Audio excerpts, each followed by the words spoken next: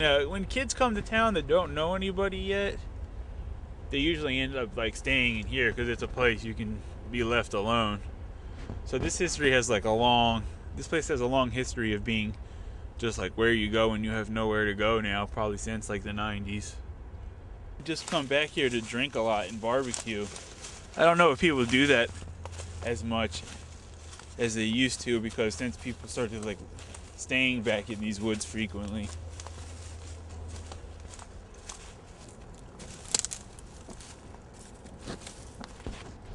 Underneath here, I don't know if anybody still is staying down inside there at the moment, but you see there's a ladder there that goes down, and right there there's a shack that's built underneath this thing that you get to from the ladder.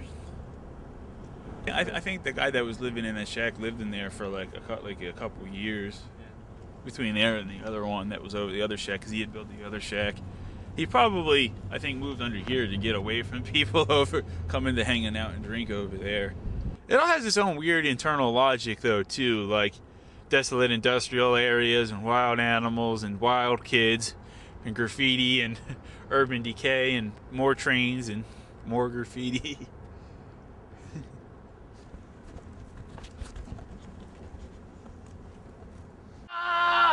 Otherwise known as Odin! Regina! Regina! Regina!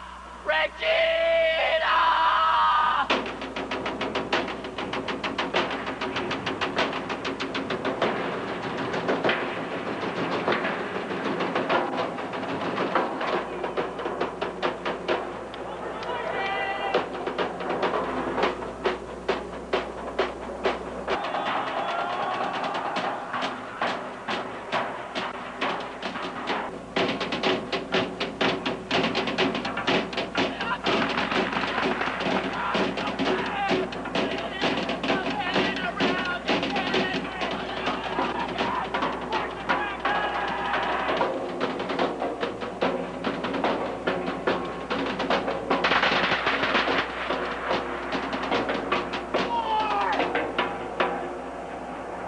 Trying to get home.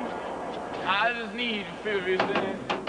But I mean, other than things like recreational things like that, which were just kind of like, you know, procuring food and, you know, doing whatever we needed to do at the time. And then like, you know, we always did a lot of stuff like with music and different creative things, and, you know, pretty much the same stuff I do now, really, except like part of my day is occupied by work. But I would say that, you know, the time that I spend now at work is probably like roughly proportionate to the time that I spent then just trying to like get my basic stuff together to survive, which is all you do at work anyway. You know what I mean? It's kind of strange because I feel like the trade-off ends up being about the same. You know what I mean? Because it's like, especially when you figure in the factor of insecurity when you're squatting, like it's like, oh no, somebody threw all of our stuff out on the street, like now we've got to, you know what I mean? When you figure in all the time you spend doing stuff like that, it's like, it probably, you know, the trade-off is probably roughly the same, you know?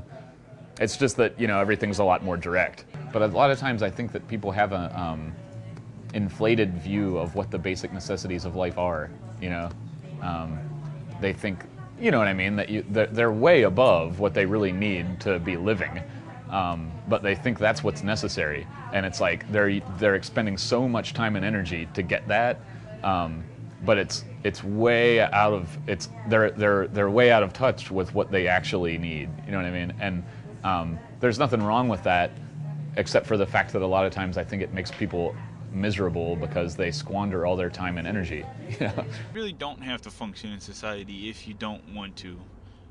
At least in America anyway, because there's so much waste and there's so much dead space that you could find an anonymous place in it if that's what you want. People are used to like their air conditioners and their heaters and their cell phones, their computers and all that kind of stuff, but once you're out of that loop, those things don't matter really anymore.